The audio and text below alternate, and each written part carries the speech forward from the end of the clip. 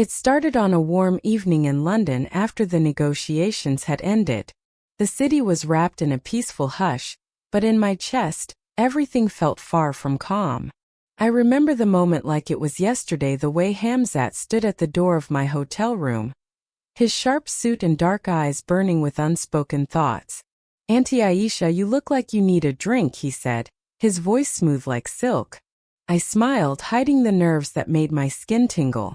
Hamzat, my stepson, the son of the man who had taken me from Nigeria to live in this cold, distant place. But even with his blood running through his veins, there was something about him, something different, something that kept pulling me in. At first I convinced myself that I was just being silly, but the feelings kept growing. I thought about his smile, the way his lips curved up when he saw me across the room. I thought about the times I caught him looking at me not like a son should, but like a man would look at a woman. It was dangerous, I knew it, but there was no turning back. That night, after a few drinks, the air between us thickened. His eyes locked with mine, and in that moment, I knew we were about to cross a line neither of us could erase.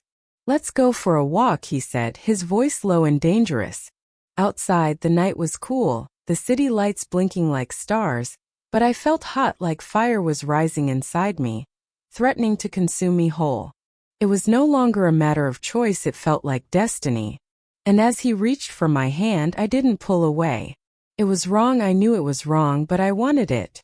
I wanted him. And in the silence of that night, in the shadows of the city, something changed between us. We walked through the quiet streets of London, the world around us asleep, yet in my chest, my heart was racing like the beat of a drum at a village festival. His hand felt warm, strong, and his touch sent sparks through my body. "Auntie Aisha," he said again, his voice soft but full of meaning.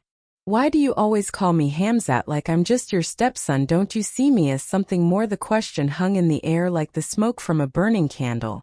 And I didn't know how to answer. How could I admit that the boy who called me auntie was now a man who made my heart ache with longing? How could I tell him that every glance he gave me made me feel things I'd buried deep inside? But I didn't answer. I just stood there, feeling the cold air and trying to steady my breath. His face was inches from mine now, and I could smell his cologne, feel the heat radiating off him.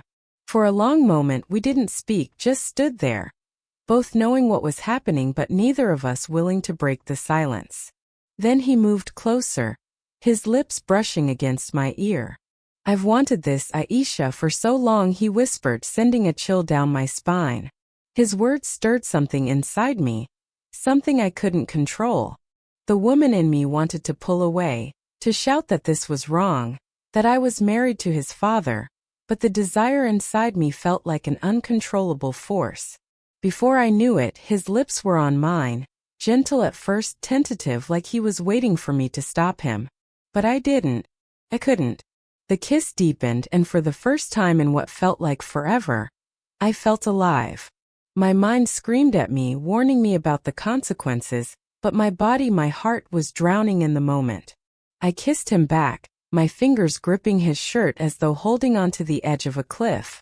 When we finally broke apart, breathless and shaking, he looked at me with eyes that held more than just desire. There was something darker there, something that made me wonder if what crossed the line neither of us could ever return from. "Aisha," he said again, his voice hoarse, "what happens now?" I wanted to run, to leave and never look back, but instead I reached for him again, pulling him closer. "I don't know," I whispered, my voice trembling, "but I don't want this moment to end." And so we stood there, two people who should have never been in this position, lost in a dangerous dance of passion and guilt. The rest of the night passed in a blur, and by morning nothing felt the same. I woke up with a heavy heart, my mind racing with what we had done. The lie I just told my husband, the betrayal. But in my heart, something told me it wasn't over yet. The morning light was unforgiving, casting sharp shadows across the room as I slowly opened my eyes. My head felt heavy, like 1,000 thoughts had come rushing in, drowning me in a sea of guilt and confusion. Beside me, Hamzat was still asleep, his arm draped lazily over my waist. I didn't move, didn't dare to. The quiet seemed to mock me, each second stretching longer than the last. How had I let it get to this point? How had I let myself be pulled into a web of lies? A mess of emotions I couldn't untangle. My husband, Sue, was miles away, handling delicate negotiations back in Abuja, completely unaware of the storm brewing in his own home. I felt my chest tighten just thinking about him. He was a good man, an honorable man, and yet I was tangled in the arms of his son, his own flesh and blood. I had to leave, I told myself. I had to push him away. But when I shifted slightly, I felt Hamzat's grip tighten, pulling me closer to him. It was as though he wasn't going to let me escape so easily. His lips brushed against my shoulder and I froze. Auntie Aisha, Hamzat's voice was thick with sleep, but heavy with meaning. What happens now? I closed my eyes, heart pounding as his hand traced gentle circles on my back. This wasn't just a simple mistake anymore. This wasn't just a fleeting moment. This was real. I pulled away gently, not wanting to wake him completely. My thoughts were racing, my emotions all over the place. What was I supposed to do? I had tried so hard to keep the distance between us, to protect both of us from the temptation. But in a city so far from home, with nothing but the quiet hum of the world around us, we had both fallen into something we couldn't control. I stood up from the bed slowly, my bare feet touching the cold floor. I looked down at him as he slept, his face relaxed and peaceful. He looked nothing like the man I had betrayed my husband with. In his sleep he was just Hamzat, my stepson. But when he woke, he would remember everything, and so would I. I turned away, trying to gather myself. My hands trembled as I reached for my clothes, dressing quickly, as though the mere act of moving would shield me from the storm inside. When I finished, I turned back to Hamzat. He was awake now, watching me with those deep, knowing eyes. His expression was soft, almost too soft. "You can't just walk away from this, Aisha," he said quietly, his voice filled with something I couldn't quite place. Was it hope? Was it fear? "I know," I whispered, my voice shaking. "But I have to." I shook my head, my breath catching in my throat. This was a mistake. A mistake. He sat up, the bed creaking under his weight. He looked hurt, but there was something dangerous in the way he looked at me, something possessive. "You think it was just a mistake?" I couldn't answer him because deep down I knew it wasn't just a mistake. It was something more, something I didn't have the strength to face. My heart was torn in two, and each piece was pulling me in different directions. "I can't do this," I said, my voice barely above a whisper. And then I turned to leave. But as I reached for the door, his voice stopped me. "Auntie Aisha, don't you love me?" he asked, his words full of a quiet desperation that hit me harder than anything else. "Don't you feel anything for me?" I froze, my hand on the doorknob. My heart hammered in my chest, and for the first time, I realized that maybe this wasn't just about a fleeting moment of passion. Maybe there was something deeper between us, something I couldn't name, but that I couldn't ignore. But I couldn't look back at him. I couldn't. "I don't know what I feel," I finally said, my voice barely audible. "But I can't keep doing this." I opened the door, stepping out into the cold hallway, feeling the weight of my own heart pulling me in a direction I wasn't sure I was ready for. The hallway was cold. The silence of the hotel pressed in on me like a heavy weight. I walked down the narrow corridor, my mind racing. How had I let myself get here? How had I lost control, knowing that every step I took was pulling me further into the depth of something I knew was wrong? I stopped at the elevator, my reflection staring back at me from the polished metal. I looked tired, exhausted even. My hair was disheveled, my eyes red from sleepless nights and tears I hadn't allowed myself to cry. I didn't recognize the woman in the mirror, and for a moment I wondered who she was. The din of the elevator doors opening steadied me, and I stepped inside, pressing the button for the lobby. The ride down felt endless, as though the elevator was taking me deeper into a place I didn't want to go. It stopped on the ground floor with a jolt, and I stepped out into the quiet lobby.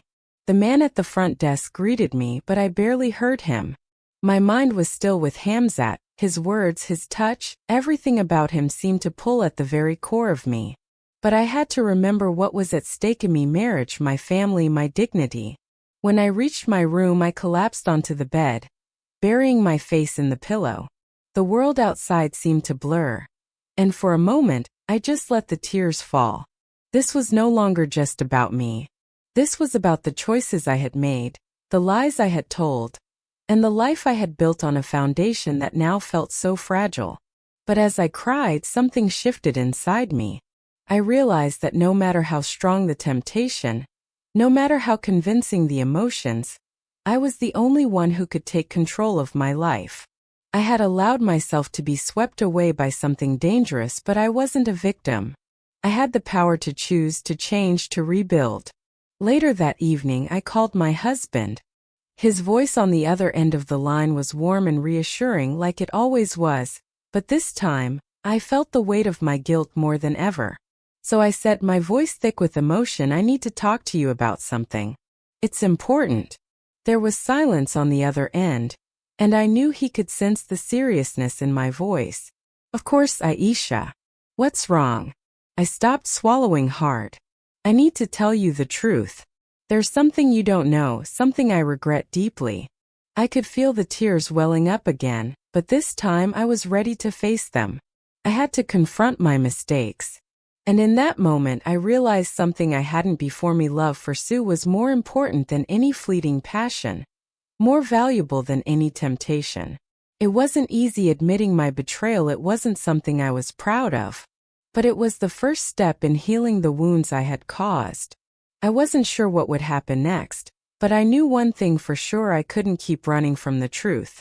And as I ended the call with Sue, a deep sense of relief washed over me. I had faced the hardest part, the truth. I had been weak, but now I was strong enough to rebuild my life. Advice for women. Ladies, sometimes the heart leads us down paths we never thought we'd walk. Temptation is real, and the heart can deceive us. But no matter what, always remember that your worth isn't tied to a moment of weakness, a mistake, or a wrong turn. You have the strength to rise, to choose what's best for you and for those you love. The truth may hurt, but it's the only way to heal. Never let guilt or shame define you. You can always start over. And you are always worthy of love, respect, and the peace that comes from honesty. Never be afraid to choose the right path, even if it means facing the hardest truths.